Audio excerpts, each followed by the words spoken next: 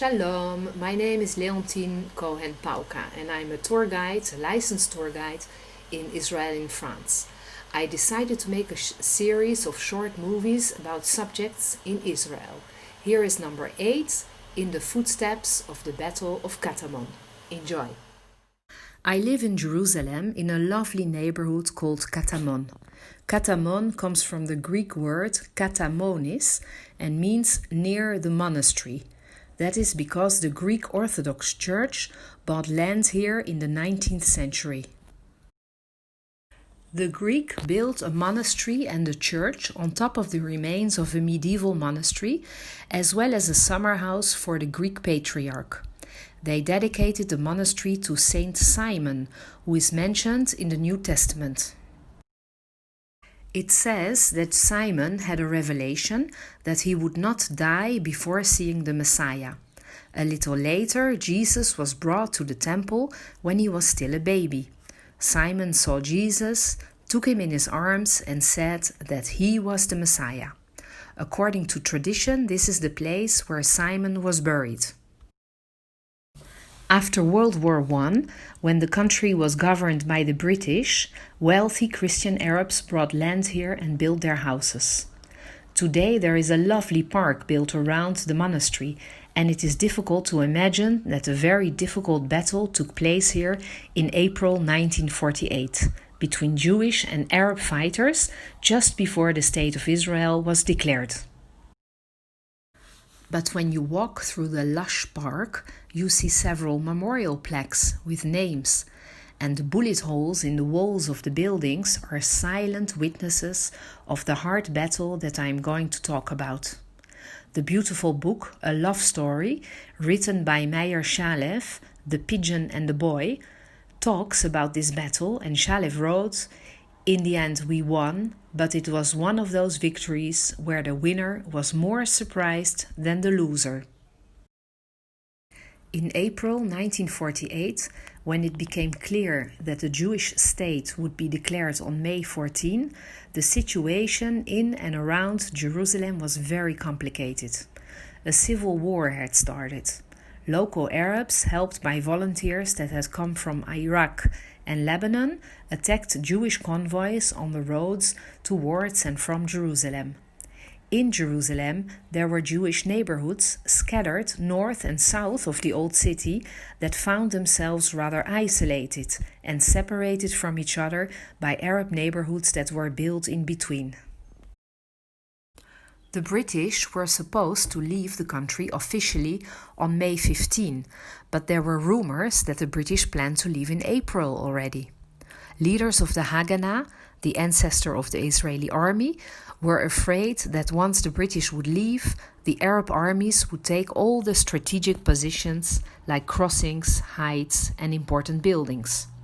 If this would happen, the Jewish neighborhoods that were scattered would find themselves isolated and could be easily attacked by the Arabs. So it was decided to bring reinforcements to Jerusalem, and soldiers of the Palmach, the elite striking force of the Haganah, were sent here. Once the units arrived in Jerusalem, they realized that the rumors were false. The British were going to leave in May, not before. Here you see the Jerusalem commander of the Haganah, David Shaltiel. He decided to keep the units in Jerusalem.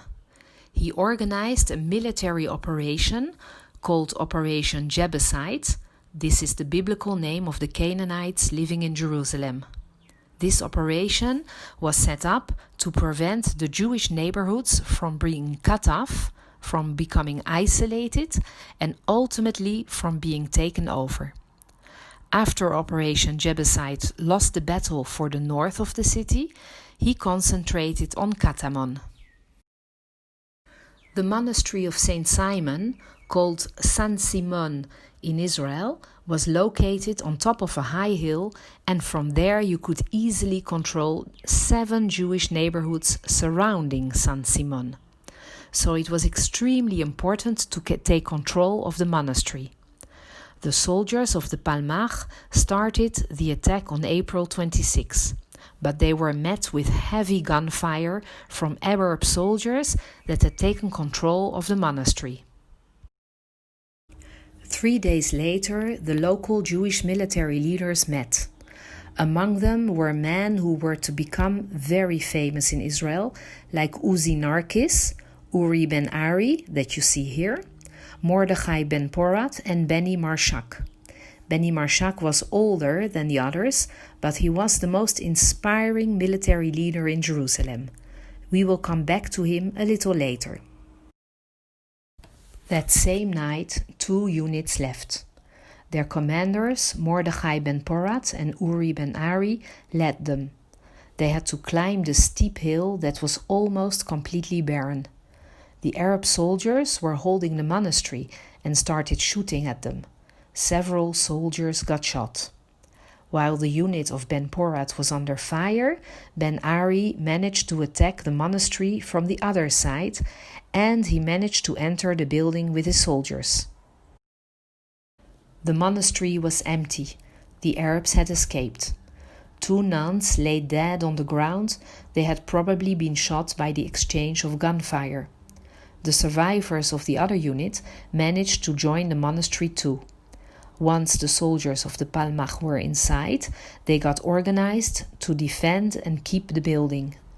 1 room was set up for the wounded, another for the fighters. Then the Arab soldiers started to attack the monastery because they wanted to take it back. The Jewish soldiers climbed on furniture they placed under the high windows and fired back. One of the soldiers, Raphael Eitan, had been wounded, but he did not want to abandon the fight. He asked to be tied to a chair and to be put in front of a window from where he continued to defend the monastery. The next morning, there were more Arab fighters, and the battle became more intense. The Palmach fighters kept them away by throwing grenades from the roof. But the Arab soldiers had mortars and snipers, so being on the roof was extremely dangerous. The bell of the monastery was often hit, so the soldiers heard the bell clanging all the time. Many soldiers were hit, and the room with wounded became fuller and fuller. The medics had to use bed sheets from the monastery to make bandages when they ran out of material. As the morning advanced and more soldiers were wounded, the remaining soldiers were exhausted, hungry and thirsty, and the situation became very difficult. Already 14 men had been killed and 8 had been wounded. They started debating about retreating, but didn't want to leave the wounded and dead behind, as from previous battles they knew that the Arabs would torture and mutilate the bodies of the left-behind soldiers. But Beni Marshak, the commander known for being an inspiration for his men, said, "This isn't the Palmach's way of fighting. Retreat is not an option. The rain that's soaking us is also soaking the enemy." By saying this, he meant that if it was difficult for them, it was also difficult for the enemy. It was now a matter of time to see who would abandon first. They decided to send the lightly injured soldiers away to seek shelter, but as they left during daylight, most of them were shot. At noon, about 3/4 of the soldiers were injured now, and again there was a discussion what they should do. But again they couldn't decide to leave the wounded and dead behind, knowing their fate. So they decided to take the lightly injured with them on stretchers and to leave the severely injured behind. But they also decided to dynamite the building upon their departure so their friends would die in the explosion and not fall into the hands of the enemy, a difficult decision. At 2 p.m. they were ready to leave, but they received a radio message. The Palmach commanders had intercepted a radio message of the Arab commanders, and it turned out that they were evacuating. Some of their soldiers had deserted, their commander had left to seek for more fighters, and they had requested help from the British. So Beni Marshak had been right. The situation was difficult for both armies, and eventually the Arab army was the first to abandon. More Jewish fighters arrived. The Arab soldiers and the Arab inhabitants of Katamon fled. So on April 30, 1948, 2 weeks before the Declaration of Independence, the strategic hill of Katamon came into the hands of the future state of Israel after a hard and difficult battle. When I go for a stroll through the park, I always stop at the memorial plaque with the names of the soldiers, and it says, "Here they lost their lives, but never their courage." I hope you enjoyed this movie, and I will be back with a new one next week. Bye bye!